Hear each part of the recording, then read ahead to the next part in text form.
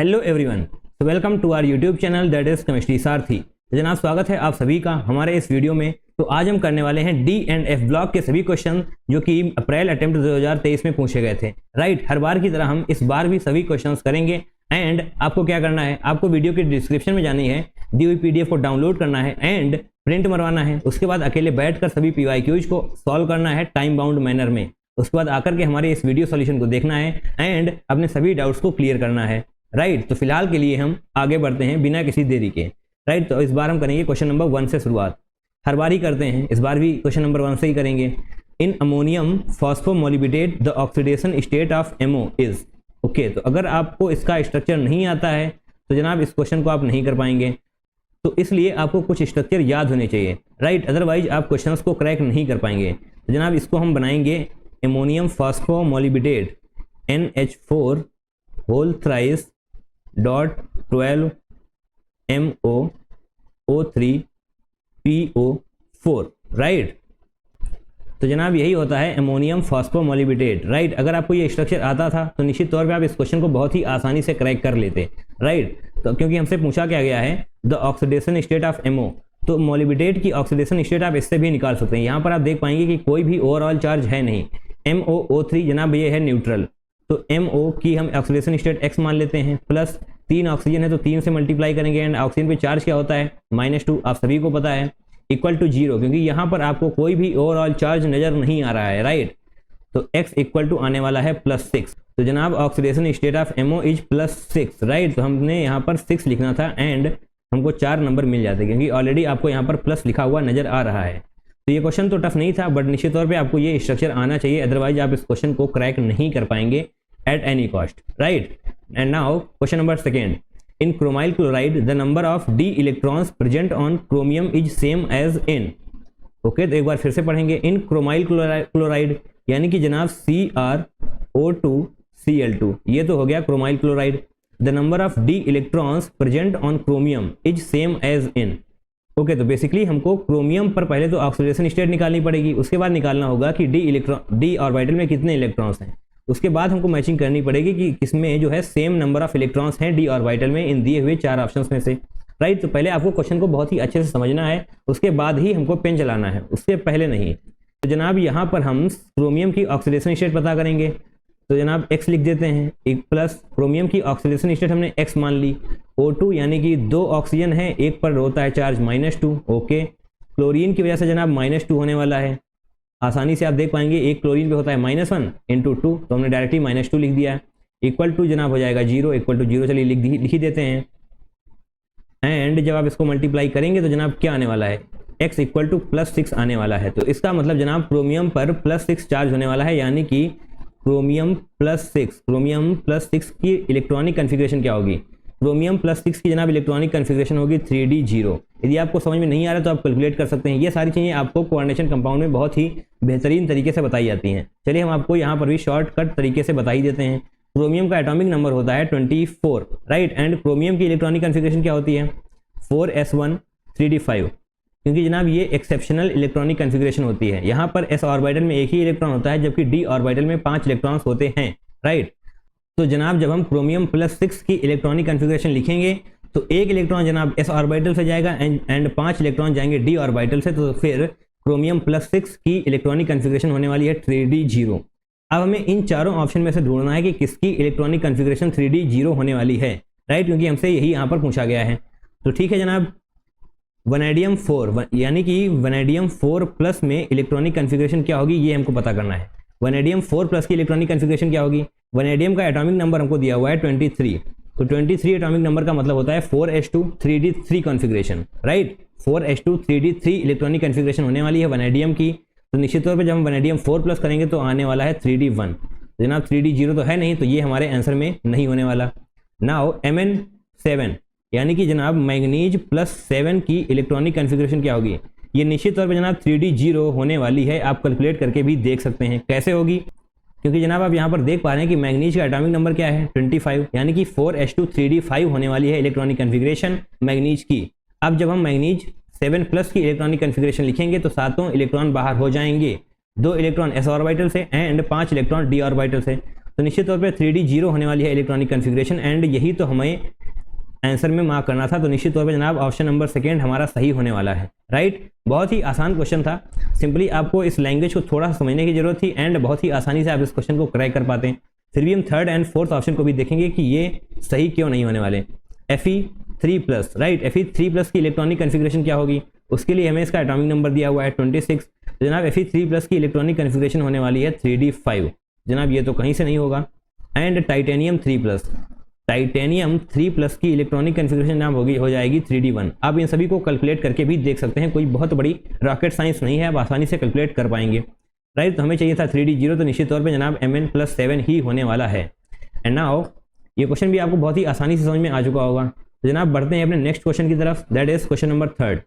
Which halogen is known to cause the reaction given below. Okay, तो जनाब halogen की जगह पर यहाँ पर X लिखा हुआ है, तो हमें बताना है कि इसमें से कौन सा हैलोजन है जो इस रिएक्शन को आगे प्रोसीड करेगा। Which halogen is known to cause the reaction given below.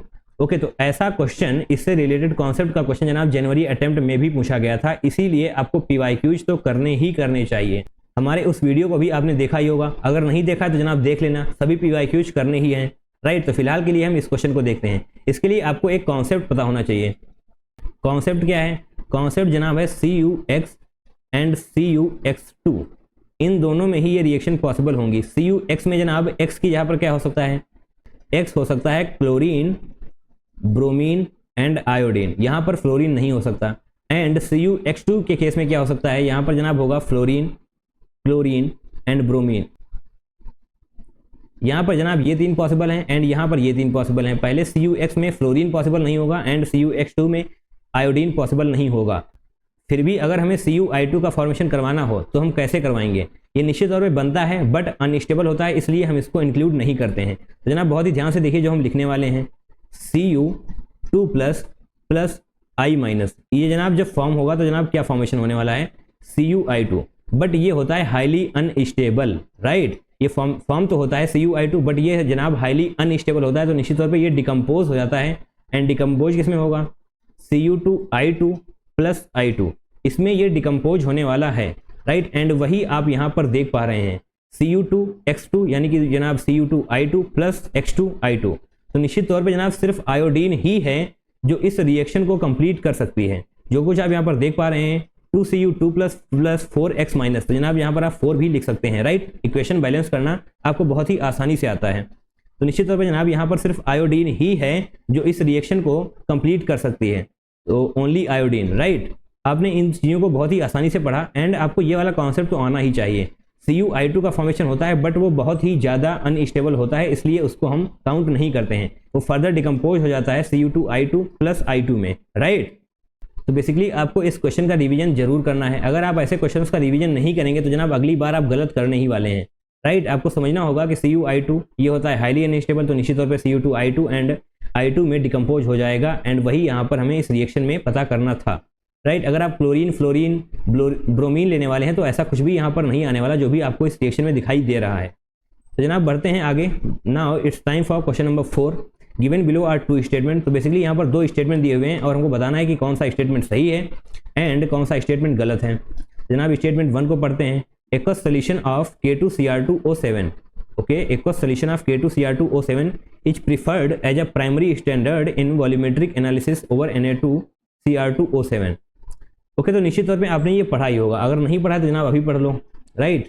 वैसे तो हम इन दोनों का ही यूज कर सकते हैं बट K2Cr2O7 एंड Na2Cr2O7 में हम K2Cr2O7 को ही प्रिफर करते हैं क्योंकि जनाब K2Cr2O7 ज़्यादा स्टेबल है। K2Cr2O7 is more stable and less hygroscopic. जनाब हाइग्रोस्कोपिक का मतलब क्या होता है, लेस हाइग्रोस्कोपिक का मतलब जनाब होता है कि बहुत ही कम मॉइस्चर एब्जॉर्ब करने वाला है एयर से, राइट। तो निश्चित तौर पे जनाब अगर बहुत ही कम मॉइस्चर एब्जॉर्ब करने वाला है एयर से तो फिर हमारी कैलकुलेशन बिगड़ेगी नहीं, हमारी रिएक्शन बहुत ही स्मूथली चलेगी। एंड जनाब एक रीजन और होता है, potassium is less soluble in water. Potassium water में सोल्यूबल बहुत ही कम होता है, इसकी वजह से क्रिस्टलाइजेशन का फॉर्मेशन आसान होता है, right. Potassium is less soluble in water, so the formation of crystallization is very easy। तो निश्चित तौर पे जनाब ये वाला स्टेटमेंट तो सही हो जाएगा, क्योंकि यही हमसे यहाँ पर कहा गया है aqueous solution of K2Cr2O7 is preferred as a primary standard in volumetric analysis over Na2Cr2O7। बिल्कुल सही स्टेटमेंट है, यहाँ पर कोई भी गलती नहीं है। And now statement second, K2Cr2O7 has a higher solubility. नहीं जनाब, अभी अभी हमने आपको बताया कि पोटेशियम की सॉल्युबिलिटी बहुत ही कम होती है इन वाटर देन Na2Cr2O7। तो ओके जनाब, ये वाला स्टेटमेंट हो जाएगा गलत।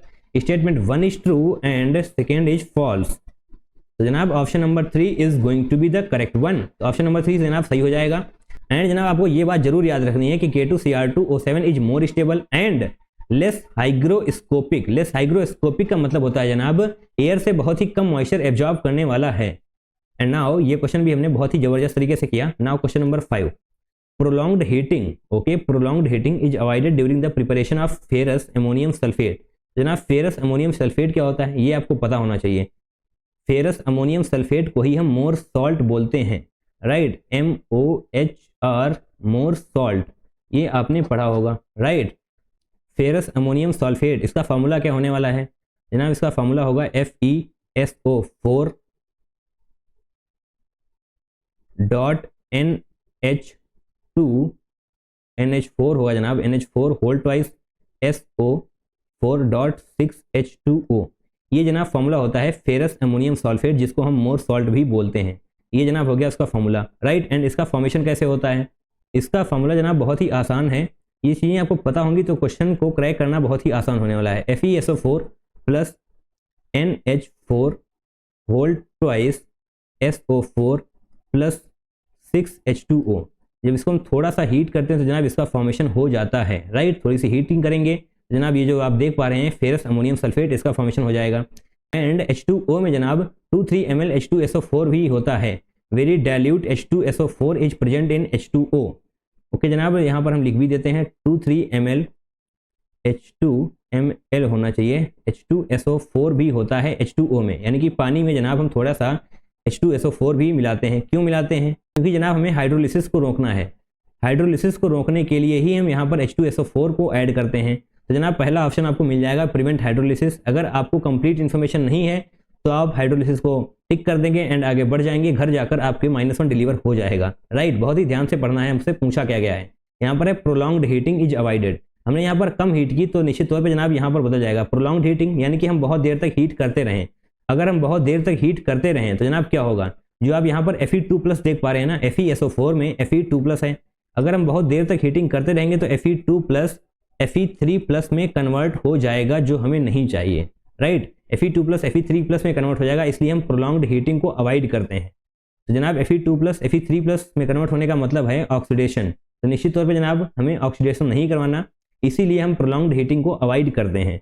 आपको ये सारी चीज़ें अगर पता होंगी तो फिर निश्चित तौर पे ये सब समझने में आसानी रहेगी।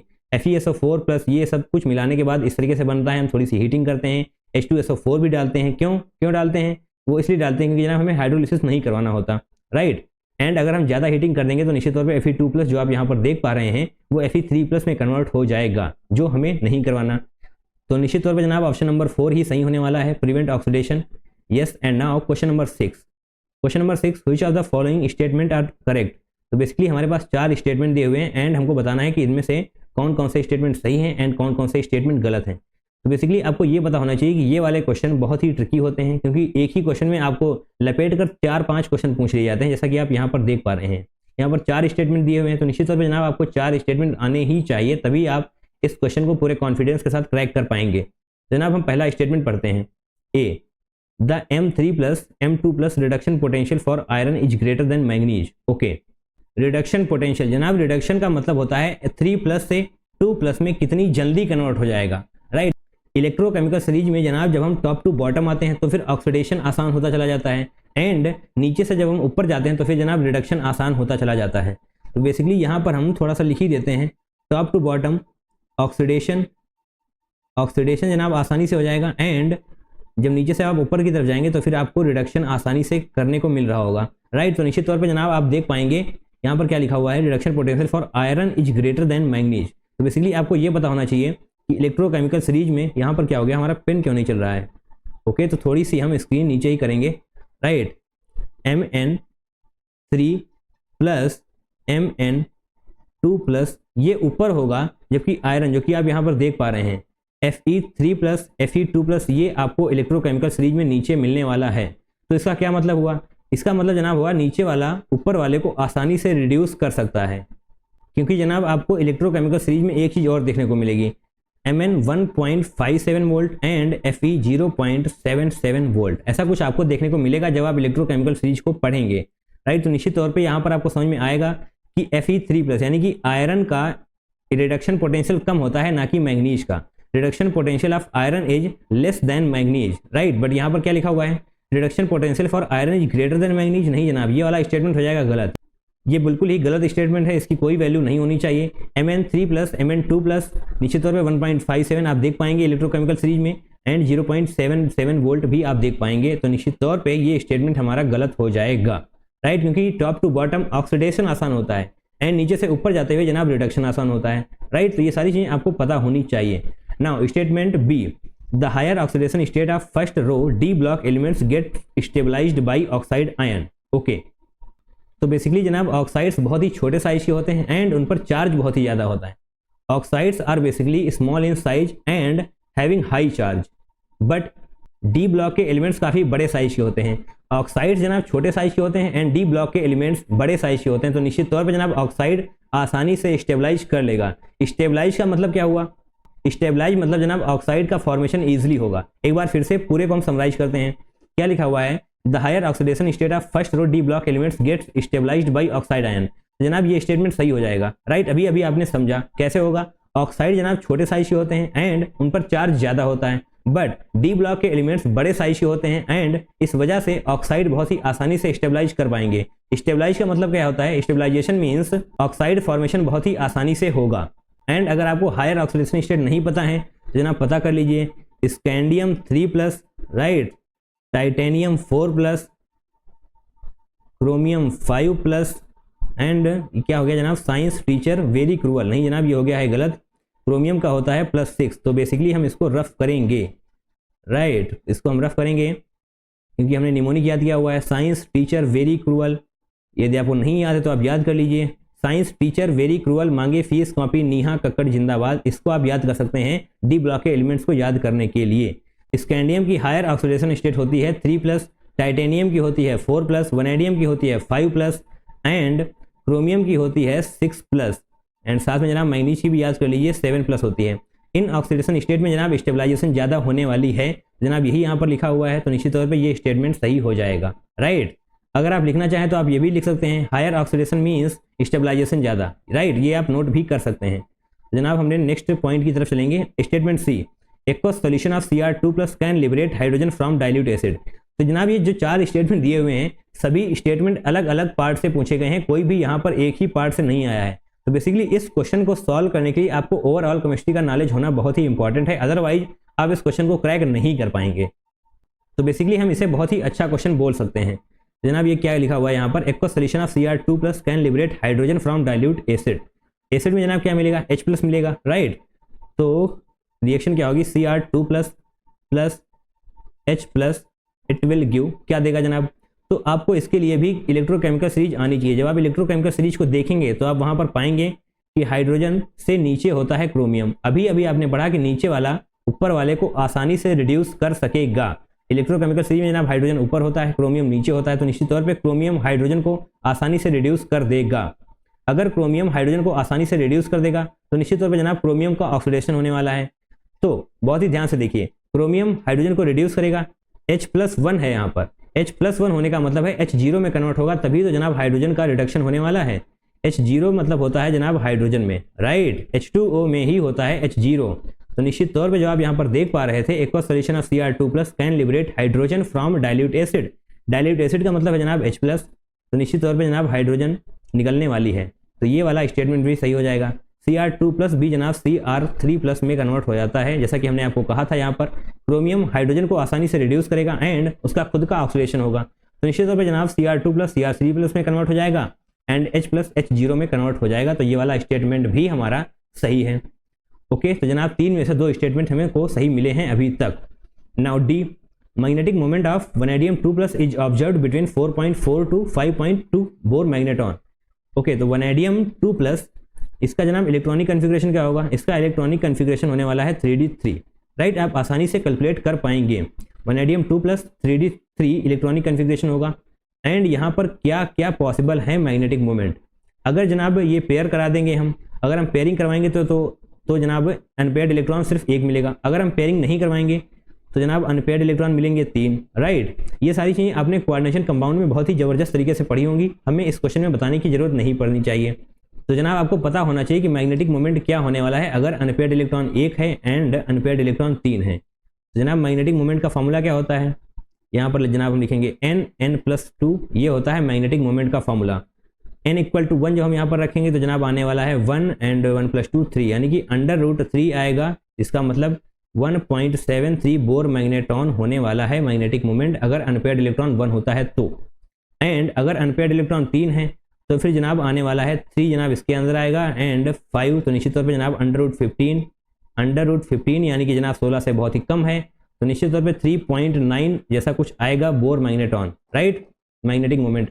एंड हमको यहाँ पर तो कुछ और ही दे रखा है 4.4 to 5.2, राइट। तो जनाब ये वाला स्टेटमेंट हो जाएगा गलत, क्योंकि जो मैग्नेटिक मोमेंट पॉसिबल है वो आपके सामने यहाँ पर लिखे हुए हैं, ये इनके अलावा कोई भी मैग्नेटिक मोमेंट पॉसिबल नहीं होगा वैनेडियम 2+ में। तो हमसे बेसिकली पूछा क्या गया था, स्टेटमेंट्स करेक्ट, तो निश्चित तौर पे करेक्ट स्टेटमेंट्स को ही मार्क करना है, यानी कि बी एंड सी ओनली। तो निश्चित तौर पे option number 1 is going to be the correct one.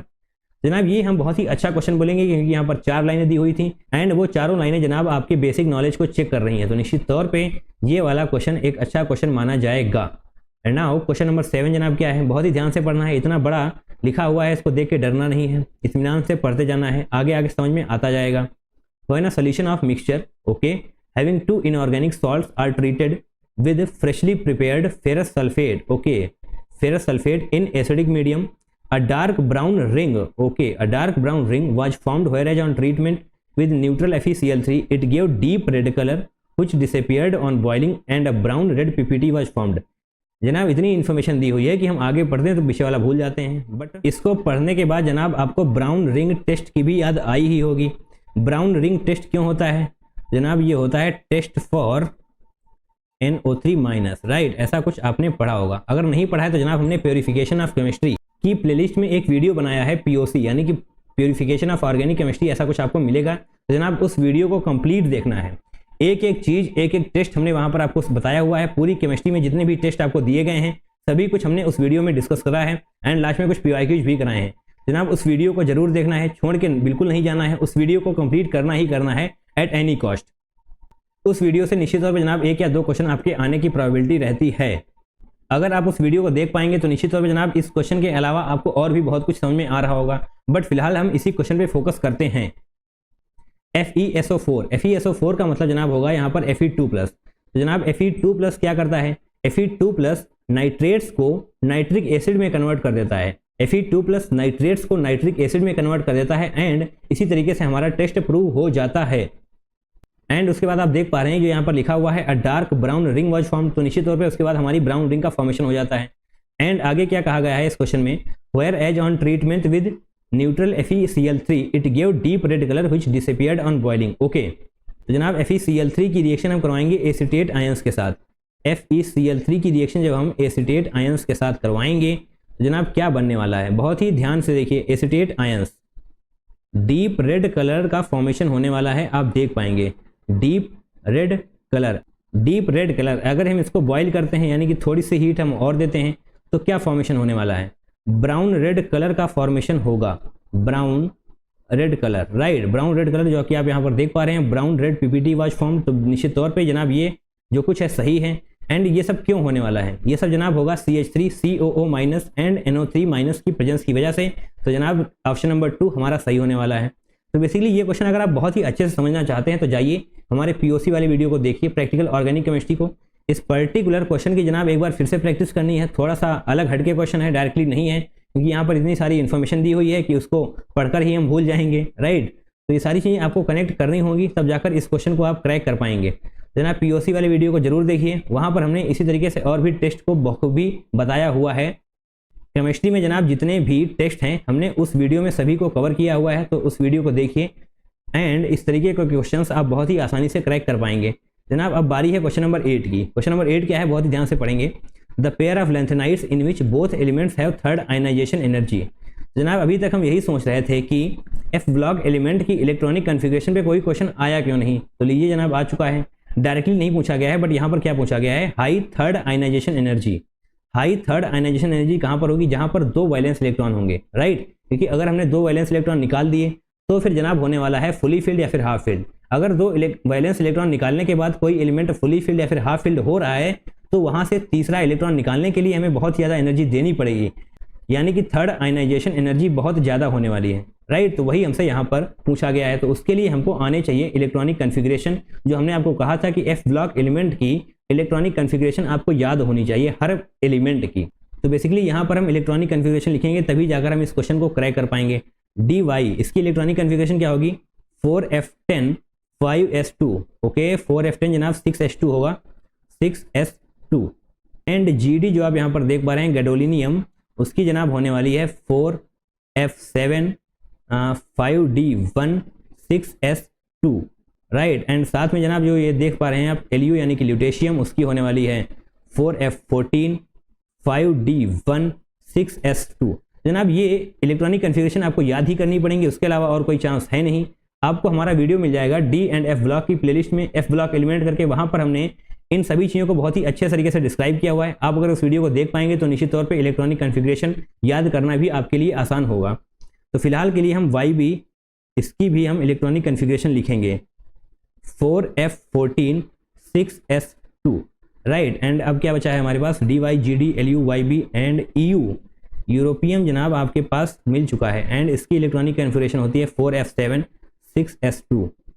And right, अब आई थिंक हमने सभी लैंथेनाइड्स की इलेक्ट्रॉनिक कन्फिग्रेशन लिख ली है। 5 ही लैंथेनाइड हैं एंड उन्हीं में से हमको बताना है कि कौन सा ऐसा है जिसकी थर्ड आयनाइजेशन एनर्जी ज़्यादा होने वाली है। जनाब थर्ड आयनाइजेशन एनर्जी कब ज़्यादा होगी, जब हमें तीसरा इलेक्ट्रॉन निकालने के लिए बहुत ज़्यादा एनर्जी देनी पड़े। ऐसा कब होगा, जब हाफ फिल्ड या फुली फिल्ड हो जाएगा। जनाब यहाँ पर हमको बेसिकली ढूंढना है कि कहाँ पर 2 इलेक्ट्रॉन हटाने के बाद हाफ फिल्ड या फिर फुली फिल्ड हो रहा है। तो जनाब डी वाई जब आप देखेंगे तो यहाँ पर जब आप 2 इलेक्ट्रॉन निकाल लेंगे, यानी कि एस ऑर्बिटल से 2 इलेक्ट्रॉन हट जाएंगे तो 4f10 आएगा।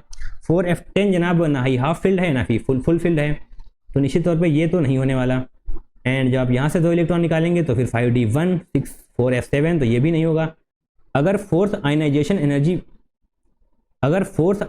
एनर्जी पूछी जाती तो निश्चित तौर पर जनाब गैडोलिनियम की आयनाइजेशन एनर्जी ज़्यादा होती, बट यहाँ पर पूछी गई है थर्ड, तो जनाब ये वाला सही नहीं होगा। एंड इसी तरीके से ल्यूटेशियम में भी 4f14 5d1 6s2 है, तो ये भी गलत हो जाएगा। YBE जब आप इनको देखेंगे तो निश्चित तौर पे आप पाएंगे कि अगर यहाँ से 2 इलेक्ट्रॉन हम निकाल दें तो फिर 4f14 हो जाने वाला है, यानी कि फुली फिल्ड से इलेक्ट्रॉन निकालने के लिए हमें बहुत ही ज़्यादा एनर्जी देनी पड़ेगी। तो निश्चित तौर पे जनाब थर्ड आयनाइजेशन एनर्जी इसकी ज़्यादा होगी, तो ये हमारा सही होगा। एंड सेम तरीके से आप EU यानी कि यूरोपियम में भी देख पा रहे होंगे, तो ये भी सही होने वाला है, क्योंकि जैसे ही आप यहाँ से 2 इलेक्ट्रॉन निकालेंगे तो जनाब हो जाएगा 4f7 एंड वहाँ से इलेक्ट्रॉन निकालने के लिए हमें बहुत ज़्यादा एनर्जी देनी पड़ेगी, यानी कि थर्ड आयनाइजेशन एनर्जी बहुत ज़्यादा होने वाली है, राइट। तो हमें इन ऑप्शन को देखना है किसमें है। ओके, सो ऑप्शन नंबर 3 हमारा सही होने वाला है। ये क्वेश्चन भी जनाब आसान था, अगर आपको इलेक्ट्रॉनिक कन्फिग्रेशन याद है तो ये क्वेश्चन भी बहुत ही आसान होने वाला है। एंड इलेक्ट्रॉनिक कन्फिग्रेशन आपको याद करनी ही पड़ेंगी एफ ब्लॉक एलिमेंट की, क्योंकि जनाब क्वेश्चन लगातार पूछे जा रहे हैं, इनके अलावा आपका काम नहीं चलने वाला। नाउ क्वेश्चन नंबर 9, तो बेसिकली ये लास्ट क्वेश्चन जनाब 9 क्वेश्चन पूछे गए थे हमसे इस अप्रैल अटेम्प्ट में, तो निश्चित तौर पे हम डी एंड एफ ब्लॉक की प्रैक्टिस करेंगे एंड कोई भी क्वेश्चन गलत नहीं करेंगे। Now in chromyl chloride the oxidation state of chromium, जनाब इससे भी क्या कोई आसान क्वेश्चन हो सकता है, नहीं हो सकता। क्रोमाइल क्लोराइड पे कितनी बार क्वेश्चन पूछा जा चुका है, अभी तक तो आपको रट चुका होगा। क्रोमाइल क्लोराइड यानी कि CrO2Cl2। अब जनाब हमको बतानी है कि क्रोमियम पर ऑक्सीडेशन स्टेट क्या है। हम पहले भी इसको सॉल्व कर चुके हैं जनाब, दूसरी बार करते हैं। क्रोमियम को हम X मान लेते हैं, ऑक्सीजन जनाब 2 हैं एंड ऑक्सीजन पे चार्ज होता है -2, प्लस क्लोरीन जनाब 2 हैं तो यहाँ पर 2 लिखेंगे, क्लोरीन पे माइनस चार्ज होता है -1 = 0, क्योंकि जनाब यहाँ पर ओवरऑल चार्ज कोई भी है नहीं। ना जब आप इसको कैलकुलेट करेंगे तो जनाब आने वाला है +6, राइट। तो जनाब यहाँ पर आपको 6 लिखना था 4 नंबर के लिए।